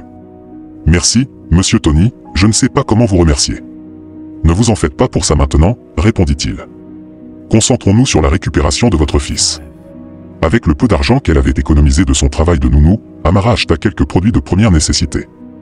En les rangeant dans la petite cuisine, elle se tourna vers monsieur Tony. Quelle est la prochaine étape, demanda-t-elle, la détermination dans la voix. Monsieur Tony s'assit à la petite table, le front plissé par la réflexion. D'abord, nous devons rassembler des preuves. Avez-vous des documents prouvant que vous êtes la mère d'Alex? Un acte de naissance peut-être? Le visage d'Amara se décomposa. Non, je n'ai rien de tel. J'étais si jeune et effrayé quand je l'ai eu. Cela complique les choses, mais ce n'est pas impossible, la rassura monsieur Tony. Nous devrons peut-être envisager un test ADN. Seriez-vous prête à le faire? Amara acquiesça sans hésitation. Absolument, tout ce qu'il faut pour récupérer mon fils. Monsieur Tony se leva, un plan se formant dans son esprit. Très bien, Amara, reposez-vous ce soir. Demain, nous commencerons à monter notre dossier. Ce ne sera pas facile de s'opposer à une famille riche, mais je vous promets que nous ferons tout pour vous réunir avec votre fils. Lorsque monsieur Tony partit, Amara s'assit sur son petit lit, ressentant un mélange d'espoir et d'anxiété. Elle regarda par la fenêtre en pensant à Alex. « Tiens bon, mon fils, murmura-t-elle. Je viens pour toi, je n'abandonnerai pas. » 2 jours plus tard, Amara et monsieur Tony se tenaient aux portes du manoir du milliardaire. Le cœur d'Amara battait à tout rompre alors que le garde de sécurité les laissait entrer. Ils trouvèrent monsieur Mark et Sarah se relaxant sur la terrasse, profitant de la brise fraîche du soir. Les yeux de monsieur Mark s'écarquillèrent de surprise en voyant Amara. « Encore vous? Je croyais que nous avions bien fait comprendre que vous n'étiez pas la bienvenue ici. Et qui est cet homme avec vous ?» Monsieur Tony s'avança, d'un air professionnel et calme. « Bonsoir, monsieur Mark, je suis Tony Johnson, avocat représentant madame Amara. Nous sommes ici pour discuter de l'affaire d'Alex. » Sarah se leva brusquement, le visage rougissant de colère. « Il n'y a rien à discuter, Alex est astérisque notre astérisque fils. » Monsieur Mark posa une main sur le bras de sa femme, essayant de la calmer. Il se tourna vers monsieur Tony avec un sourire forcé. « Alors, Amara a amené un avocat pour réclamer Alex, c'est assez amusant, étant donné qu'elle n'a aucune preuve qu'il est son fils. » Monsieur Tony resta imperturbable. « C'est précisément pour cela que nous sommes ici, monsieur Mark. Nous aimerions proposer un test ADN pour déterminer une fois pour toute la parenté d'Alex. » Le sourire de monsieur Mark faiblit. « Un test ADN? C'est absurde. Nous n'avons rien à prouver. Alex est notre fils, point final. » Amara, qui était restée silencieuse jusque-là, prit la parole. « S'il vous plaît, monsieur Mark, si vous êtes si sûr, pourquoi ne pas faire le test? Qu'est-ce que vous craignez? » Sarah fusilla Amara du regard. « Nous n'avons peur de rien, nous n'avons juste pas besoin de prouver quoi que ce soit à une femme que nous avons employée comme nounou pour notre enfant. » Monsieur Tony intervint, sa voix ferme mais respectueuse. « Mais madame Mark, je comprends que ce soit une situation sensible, mais vous voyez bien qu'un test ADN mettrait cette affaire au clair. Si Alex est vraiment votre fils biologique, vous n'avez rien à perdre. » Monsieur Mark fit les 100 pas sur la terrasse, visiblement agité. « C'est ridicule. Nous avons élevé Alex pendant des années. Nous sommes les seuls parents qu'il ait jamais connus. Cela peut être vrai, reconnut monsieur Tony, mais cela ne change pas le fait que madame Amara affirme être sa mère biologique. Un test ADN est la manière la plus simple de résoudre cette affaire. » Un silence tendu tomba sur le groupe. Monsieur Mark et Sarah échangèrent des regards inquiets. La voix d'Amara, brisée, résonna. « S'il vous plaît, je veux juste en avoir le cœur net. Ne voulez-vous pas savoir la vérité ?» Monsieur Mark passa sa main dans ses cheveux, la frustration visible sur son visage. « Et si le test montre qu'Alex n'est pas notre fils biologique, que se passe-t-il ensuite? Vous attendez-vous à ce que nous vous le remettions ?» Monsieur Tony secoua la tête. « Personne ne parle de retirer Alex pour l'instant. Il s'agit simplement d'établir la vérité. Toute décision concernant l'avenir d'Alex devra tenir compte de son intérêt supérieur. » Sarah éclata, son intérêt supérieur est avec nous. C'est nous qui lui avons tout donné. Amara ne put retenir ses larmes. Je sais que vous avez bien pris soin de lui, et je vous en suis reconnaissante, mais c'est mon fils. J'ai le droit de faire partie de sa vie. L'argument se poursuivit, les voix s'élevant et retombant à mesure que les émotions montaient. Monsieur Mark fit les 100 pas, visiblement déchiré. Enfin, après ce qui sembla être des heures de débat, il leva la main. Assez. Très bien, nous ferons le test ADN. Sarah laissa échapper un hoquet de surprise. Mark, es-tu sûr? Il hocha la tête, le visage sombre. Oui, si c'est la seule façon de régler cette affaire, alors soit. Mais comprenez ceci, dit-il en se tournant vers Amara et Monsieur Tony, quel que soit le résultat du test, nous ne renoncerons pas à Alex sans nous battre. Monsieur Tony acquiesça solennellement. Nous comprenons. Merci d'avoir accepté le test. Nous ferons en sorte qu'il soit réalisé dans une clinique réputée dès que possible. Alors qu'Amara et Monsieur Tony se préparaient à partir, Amara aperçut Alex les observant depuis une fenêtre à l'étage. Leurs regards se croisèrent brièvement avant qu'ils ne disparaissent de la vue. Le cœur d'Amara se serra, mais elle ressentit une lueur d'espoir. Bientôt, se murmura-t-elle, bientôt je connaîtrai la vérité. Le lendemain, le groupe tendu se rassembla à l'hôpital pour le test ADN. Amara, Monsieur Tony et Monsieur Mark étaient assis dans la salle d'attente, évitant de se regarder. Après ce qui sembla être des heures, le médecin émergea, un dossier à la main. « J'ai les résultats », annonça-t-il. Tout le monde se pencha en avant, le cœur battant la chamade. Le médecin se racla la gorge. Selon l'analyse ADN, l'enfant, Alex, est bien le fils biologique de Monsieur Mark. Un souffle collectif parcourut la salle. Monsieur Mark resta stupéfait. Amara secoua violemment la tête. Non, c'est impossible. Il doit y avoir une erreur. Alex est mon fils. Monsieur Tony prit doucement les résultats des mains du médecin, les sourcils froncés en les lisant. Je suis désolé, Amara, mais c'est clair ici, l'ADN correspond à celui de Monsieur Mark. Amara s'effondra au sol, pleurant de manière incontrôlable. Ça ne peut pas être vrai. Comment est-ce possible?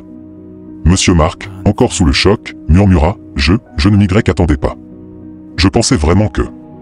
Le médecin tenta de réconforter Amara. Je comprends que c'est difficile, mais le test est très précis. Amara leva les yeux emplis de désespoir. S'il vous plaît, il doit y avoir une erreur. Pouvons-nous refaire le test? Monsieur Tony posa une main sur son épaule. Amara, je sais que ce n'est pas ce que vous espériez, mais nous devons accepter les résultats. Alors que la réalité s'installait, les pleurs d'Amara résonnèrent dans le couloir de l'hôpital, laissant tout le monde se demander comment une telle tournure inattendue avait pu se produire. Amara s'effondra dans le couloir de l'hôpital, son corps secoué de sanglots incontrôlables. Les passants lui lançaient des regards compatissants, mais elle était insensible à tout, excepté à sa douleur accablante. Comment est-ce possible, murmura-t-elle entre deux sanglots. Alex est mon fils. Je l'ai porté, je l'ai mis au monde. Comment l'ADN peut-il dire le contraire? Monsieur Tony s'agenouilla à côté d'elle, son visage marqué par l'inquiétude. Amara, s'il vous plaît, essayez de vous calmer. Nous devons réfléchir à tout cela. Amara leva les yeux vers lui, ses yeux rougis et gonflés. Réfléchir à quoi? Le test dit qu'Alex n'est pas mon fils, mais je sais qu'il l'est. Je le sais.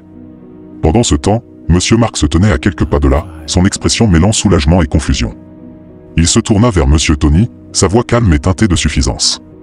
Eh bien, monsieur l'avocat, je vous l'avais dit dès le début qu'Alex était notre fils. J'espère que cela mettra fin aux prétentions ridicules de votre cliente. Monsieur Tony fronça les sourcils, visiblement troublé par le dénouement de cette affaire. Monsieur Mark, j'avoue que je ne m'attendais pas à ce résultat, mais vous devez comprendre pourquoi nous avons suivi cette voie.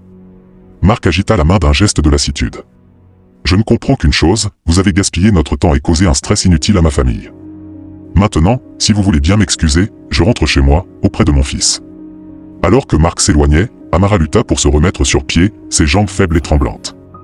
Avocat, je vous en prie, le supplia-t-elle, agrippant le bras de Monsieur Tony. Vous ne pouvez pas abandonner maintenant. Il doit y avoir une erreur. Alex est mon fils. Je ne comprends pas comment l'ADN peut dire que Monsieur Mark est son père. Monsieur Tony poussa un profond soupir, laissant transparaître sa propre confusion et déception. Amara, je veux vous croire, mais l'ADN ne ment pas. C'est le moyen le plus fiable de déterminer la parenté. Mais si quelque chose s'était mal passé avec le test, insista Amara, le désespoir dans la voix. Et s'il y avait eu une erreur au laboratoire? Ou si quelqu'un avait trafiqué les résultats? Monsieur Tony secoua lentement la tête. Ce sont des accusations graves, Amara. Nous ne pouvons pas faire de telles allégations sans preuve. Je suis désolé, mais je ne vois pas ce que nous pouvons faire de plus à ce stade. Le visage d'Amara s'effondra de nouveau, de nouvelles larmes coulant sur ses joues. Donc c'est fini? Vous abandonnez Alex et moi. L'avocat posa une main réconfortante sur son épaule.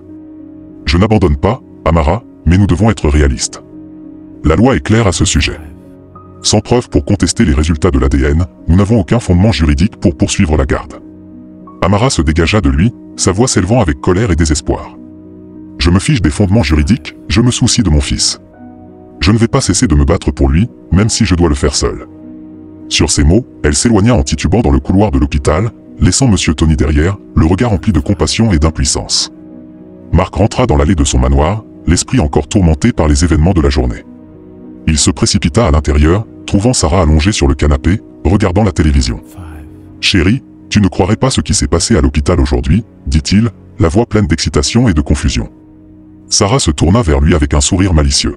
« Oh, et c'est toujours, je pourrais ne pas être aussi surprise que tu le crois. » Les sourcils de Marc se levèrent. « Que veux-tu dire? Saurais-tu quelque chose à ce sujet ?» Sarah éclata de rire, une pointe de malice dans les yeux. « Disons simplement que je savais que les choses tourneraient en notre faveur. »« Sarah, de quoi parles-tu » insista Marc. « Le test ADN dit que je suis le père d'Alex, mais comment est-ce possible ?» Sarah se leva et marcha vers son mari. « Oh, Marc, pensais-tu vraiment que j'allais laisser cette femme prendre notre fils ? Bien sûr que j'ai fait en sorte que les résultats... » Marc resta sans voix pendant un moment, puis il tira Sarah dans une étreinte serrée. « Je n'arrive pas à croire que tu aies fait ça, tu es incroyable. » Sarah le serra en retour, sa voix devenant plus dure. « Cette fille, Amara, est délirante si elle pense qu'elle peut revenir après toutes ces années et nous prendre Alex. Pas tant que je suis là. » Marc recula, un mélange d'admiration et de préoccupation sur son visage. « Mais Sarah, si ça venait à se savoir. » Sarah agita la main, le regardant avec désinvolture. « Ça n'arrivera pas. Nous sommes couverts maintenant. Alex est légalement et officiellement à nous, fin de l'histoire. » Malgré ce revers avec le test ADN, Amara refusait d'abandonner Alex. Chaque jour, elle se réveillait avec une détermination renouvelée. « Je sais que je suis pauvre, se disait-elle, mais je suis sa mère. Je dois continuer à me battre. » Assise dans sa petite chambre louée, une idée lui vint. « L'école d'Alex » s'exclama-t-elle. « Je peux le retrouver là-bas. » Amara faisait les 100 pas dans sa chambre, planifiant son prochain coup. « J'irai à son école » murmura-t-elle. « Je pourrais lui parler là-bas, loin des milliardaires. » Elle hésita, une inquiétude l'envahissant. « Mais si ils ont dit à l'école de ne pas me laisser l'approcher ?» Secouant ses doutes, Amara redressa les épaules. « Peu importe, je dois essayer. Alex doit connaître la vérité. » Elle jeta un coup d'œil à l'horloge, calculant le meilleur moment pour y aller. « J'attendrai juste avant la fin des cours, c'est ma meilleure chance de le voir. » Avec un mélange d'espoir et d'anxiété, Amara se prépara pour l'affrontement à venir, déterminée à reconnecter avec son fils, peu importe les obstacles. Le lendemain matin, Amara se réveilla tôt, le cœur plein d'espoir. Elle choisit soigneusement ses vêtements, voulant être présentable. À la fin de la journée scolaire, elle héla un taxi-moto pour se rendre à l'école Saint-Maries. « S'il vous plaît » dit-elle au chauffeur, sa voix tremblant d'anticipation. En arrivant à l'école, les yeux d'Amara balayèrent anxieusement l'enceinte. Soudain, elle heurta quelqu'un. « Oh, je suis désolé » s'excusa Amara en levant les yeux et en reconnaissant un visage familier. Les yeux de l'enseignante s'élargirent de surprise. « Attendez, n'étiez-vous pas la nounou d'Alex » Amara balbutia. « Oui, je veux dire, je l'étais. Je suis ici pour le chercher. » L'enseignante fronça les sourcils, confuse. « Alex ? Mais il ne vient plus ici. Vous ne le saviez pas ?» Le cœur d'Amara se serra. « Que voulez-vous dire ? Quand cela s'est-il passé ? Ses parents l'ont transféré après qu'il a remporté ce grand prix, expliqua l'enseignante. Je pensais que vous le saviez, étant sa nounou et tout. » L'esprit d'Amara tourbillonnait. Non, il doit y avoir une erreur. Puis-je vérifier sa salle de classe ? L'enseignante secoua la tête. Je suis désolé, mais ce n'est pas possible. Tout va bien ? Vous semblez bouleversé. Amara força un sourire. Non, tout va bien. J'ai dû oublier ce transfert. Merci. Alors que l'enseignante s'éloignait, Amara s'appuya contre un mur, submergée par la dévastation. Elle réalisa que les milliardaires avaient encore une fois été plus malins qu'elle, déplaçant Alex pour le garder hors de sa portée. « Qu'est-ce que je vais faire maintenant » murmura-t-elle, des larmes emplissant ses yeux. Le chemin vers son fils semblait devenir de plus en plus difficile chaque jour. Alex était assis à son bureau, fixant un livre ouvert devant lui, tandis que ses camarades riaient et jouaient dehors. Il restait perdu dans ses pensées, son esprit envahi par l'inquiétude pour sa véritable mère, Amara. Son enseignante, Madame Johnson, l'observait avec inquiétude. « Alex » l'appela-t-elle doucement. Ne recevant aucune réponse, elle s'approcha de son bureau. « Alex » dit-elle plus fort, en tapotant son épaule. Alex sursauta, levant les yeux vers son enseignante avec des yeux tristes. « Oh, désolé, Madame Johnson, je ne vous ai pas entendu. » Madame Johnson tira une chaise pour s'asseoir à côté de lui. « Alex, qu'est-ce qui ne va pas ? Tu es si silencieux ces derniers temps. Ce n'est pas dans tes habitudes. » Alex hésita, puis poussa un profond soupir. « Ce n'est rien, Madame Johnson, je vais bien. » Mais Madame Johnson n'était pas convaincue. « Allons, Alex, je vois bien que quelque chose te tracasse. Peut-être que je peux t'aider si tu me dis ce qui se passe. » Après quelques encouragements, Alex finit par se confier. « c'est à propos de ma mère, dit-il doucement. Ma vraie mère. Elle a été forcée de partir, et je ne suis plus heureux de vivre avec les milliardaires. Madame Johnson l'écouta attentivement pendant qu'Alex lui racontait toute son histoire. Lorsqu'il eut fini, elle posa une main réconfortante sur son épaule. Oh, Alex, c'est une situation tellement difficile. Ta mère a besoin d'aide juridique. En fait, mon mari est juge, il pourrait peut-être t'aider. Les yeux d'Alex s'illuminèrent légèrement. Vraiment? Vous feriez ça pour moi? Madame Johnson hocha la tête. Bien sûr. Mais dis-moi, sais-tu où ta mère se trouve en ce moment? Alex secoua tristement la tête. Non, mais je me souviens de l'avocat qui l'aidait. Il s'appelle Monsieur Tony. Il vit au numéro 20 de notre quartier. Son fils est dans ma classe, Tommy. Les yeux de Madame Johnson s'élargirent de reconnaissance. Monsieur Tony? Je le connais, c'est un ami de mon mari. C'est parfait, Alex. Nous pourrions retrouver ta mère grâce à lui. Pour la première fois depuis des jours, un petit sourire apparut sur le visage d'Alex. Merci beaucoup, Madame Johnson. Elle lui serra la main de manière rassurante. Tout ira bien, Alex. Nous allons résoudre cela. Maintenant, pourquoi ne pas rejoindre tes amis dehors? Cela pourrait t'aider à te changer les idées un peu. Alex hocha la tête, ressentant une lueur d'espoir en se dirigeant vers la cour de récréation. Madame Johnson le regarda partir, déjà en train de planifier comment elle pourrait aider à réunir ce jeune garçon avec sa mère. Après sa conversation avec Alex, Madame Johnson ne perdit pas de temps à discuter de la situation avec son mari, le juge Thompson. « Chérie, j'ai besoin de ton aide pour une affaire délicate, commença-t-elle. C'est à propos d'un de mes élèves, Alex. » Le juge Thompson écouta attentivement tandis que sa femme lui expliquait la situation. C'est effectivement une affaire complexe. Il dit, mais nous ne pouvons pas ignorer le bien-être de l'enfant. Je vais m'en occuper immédiatement. Après la conversation de Madame Angela avec son mari, le juge Thompson, celui-ci prit des mesures immédiates. Le lendemain matin, il appela son greffier, « J'ai besoin de 2 convocations immédiatement », ordonna-t-il. Une pour M et Madame Mark et une autre pour une femme nommée Amara. Le greffier acquiesça, « Oui, votre honneur, elles seront prêtes dans l'heure. » Dans l'après-midi, 2 enveloppes officielles étaient en route. Un coursier de la cour se dirigea d'abord vers le manoir des milliardaires, sonnant à la porte avec un sentiment d'importance. La gouvernante ouvrit, « Oui. » Livraison pour M et Madame Mark, dit le coursier en remettant l'enveloppe. Au même moment, un autre coursier parcourait les rues animées pour trouver le modeste appartement d'Amara. Il frappa à sa porte à plusieurs reprises jusqu'à ce qu'elle réponde. « Madame Amara » demanda-t-il. Lorsqu'elle acquiesça, il lui tendit l'enveloppe, « Convocation au tribunal pour vous, madame. » Au manoir, Monsieur Mark déchira l'enveloppe, son visage devenant de plus en plus rouge à mesure qu'il lisait. « Sarah » cria-t-il. « Viens ici tout de suite. » Sarah se précipita, « Qu'est-ce qu'il y a, chérie ?»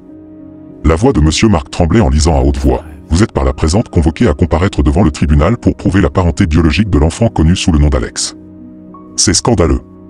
Le visage de Sarah pâlit. « Comment cela a-t-il pu arriver? Nous avons été si prudents avec tout. » Monsieur Mark froissa le papier dans son poing. « Je ne sais pas, mais nous ne nous laisserons pas abattre sans nous battre. Appelle immédiatement notre avocat. » Le jour de l'audience, la salle d'audience était remplie de tension. Le juge Thompson entra et tout le monde se leva. « Asseyez-vous, dit-il. Nous sommes ici pour déterminer la véritable parenté d'Alex. Commençons par les résultats du test ADN précédent. » L'avocat de Monsieur Mark se leva, « Votre honneur, nous avons ces résultats ici. Il montre clairement que mon client est le père, dit-il en remettant les documents. L'enquêteur désigné par la cour intervint, « Votre honneur, j'ai une affaire urgente à signaler. » Le juge Thompson acquiesça, « Allez-y. » L'enquêteur prit une grande inspiration, « Nous avons trouvé des preuves que le test ADN original a été falsifié. » Des exclamations de surprise retentirent dans la salle. Monsieur Mark serra la main de Sarah, tous deux paraissant paniqués. « Silence » ordonna le juge Thompson. « C'est une accusation grave, pouvez-vous détailler ?» L'enquêteur expliqua, « Nous avons retracé des paiements importants provenant d'un compte offshore vers le technicien de laboratoire qui a manipulé le test. » Le visage du juge Thompson se durcit. À la lumière de cela, j'ordonne qu'un nouveau test ADN soit effectué sous stricte supervision. Quelques jours plus tard, tout le monde se réunit à nouveau. La tension était palpable alors que le greffier se leva avec les résultats. Le test ADN confirme qu'Amara est la mère biologique d'Alex avec une certitude de 99,9%. Amara ne put se contenir. « Je le savais, c'est mon fils » s'écria-t-elle. Monsieur Mark se leva en criant « C'est impossible.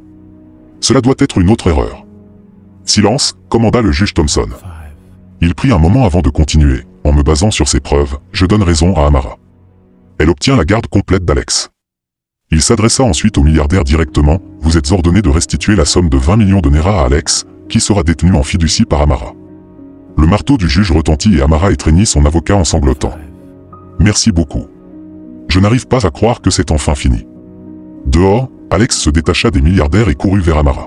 « Maman » cria-t-il, se jetant dans ses bras. Amara le serra fort, sa voix tremblant. « Oui, mon chéri, nous sommes enfin ensemble maintenant, et je te promets que rien ne nous séparera à nouveau. » Monsieur Marc observait la scène, son visage exprimant un mélange de colère et de défaite. « Ce n'est pas fini, murmura-t-il à Sarah. Nous allons faire appel, nous allons nous battre. » Mais alors qu'ils regardaient Alex et Amara partir main dans la main, ils savaient tous deux que leur façade de famille parfaite s'était effondrée pour de bon. Monsieur Marc et sa femme Sarah étaient furieux après avoir perdu le procès. Des semaines avaient passé, mais l'amertume dans leur cœur ne faisait que grandir. Ils n'arrivaient pas à croire qu'ils avaient perdu la garde d'Alex, le garçon qu'ils avaient élevé comme leur propre fils. « Je ne peux pas les laisser nous prendre Alex comme ça, » murmura Monsieur Marc, sa voix pleine de frustration. « C'est nous qui l'avons élevé, et maintenant ils vont juste l'emporter, ce n'est pas juste. » Les yeux de Sarah se rétrécirent, sa colère flamboyant encore plus. « Si je ne peux pas avoir Alex, alors personne ne l'aura, » siffla-t-elle, sa voix dégoulinant de venin. « J'ai déjà un plan. » Sans dire un mot de plus, elle se leva brusquement et se dirigea vers sa chambre, ses mains tremblant de rage alors qu'elle saisissait son téléphone. Elle composa un numéro rapidement, son esprit rempli de pensées sombres. « Oui, vous et vos hommes êtes prêts ?» demanda-t-elle, son ton froid et autoritaire. « Tout se passe aujourd'hui. Quand vous enlèverez le garçon, assurez-vous de le tuer. » Il y eut un bref silence à l'autre bout de la ligne avant qu'elle ne continue, sa voix pleine d'une satisfaction tordue, « Voyons comment ils se sentent quand ils le perdront eux aussi. Si je ne peux pas avoir Alex, alors personne ne l'aura. Nous perdons tout le garçon. » Elle raccrocha avec un rire diabolique, le son résonnant à travers la pièce. Si vous êtes impatient de voir comment cette histoire se déroule, veuillez vous abonner et nous faire savoir dans les commentaires ci-dessous. Tapez « Continuez ». Vos retours aideront à façonner les futures vidéos sur cette chaîne. Le rire de Sarah résonnait dans le manoir alors